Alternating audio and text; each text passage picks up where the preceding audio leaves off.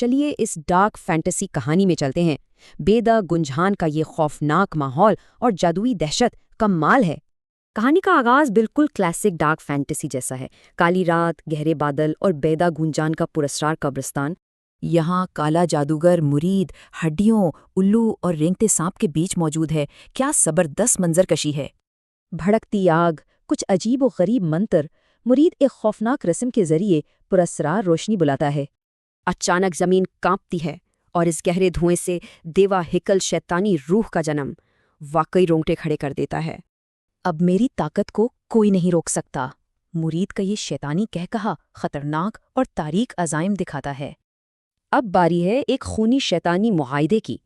دہشت پھیلانے کے لیے مرید کالی بلی کی قربانی پیش کرتا ہے۔ زمین فوراً خون پی لیتی ہے۔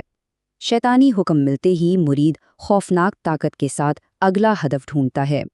پرسکون گاؤں میں اچانک یہ پراسرار دھند چھا جاتی ہے اور ایک بزرگ بے ہوش۔ کمال ماحولیاتی دہشت ہے، ہر طرف خالص خوف اور دہشت۔ مرید کے آتے ہی لوگ جان بچا کر گھروں میں چھپتے ہیں۔ ذرا اس کی طاقت دیکھیں، مرید کے ایک اشارے سے گاؤں کے سارے چراغ بجھ گئے، مکمل اندھیرا۔ ایک خوفزدہ بچے اور ماں کی گفتگو واقعی اس مافوق الفطرت دہشت کے دردناک انسانی پہلو دکھاتی ہے۔ بزرگ رحم کی بھیک مانگتے ہیں، لیکن امن کی قیمت؟ ہر سال ایک خوفناک قربانی کا شیطانی مطالبہ۔ گاؤں والے بے بس ہیں، کیا کوئی بہادر ہیرو کبھی اس بھیانک شیطانی سائے کو مٹا پائے گا؟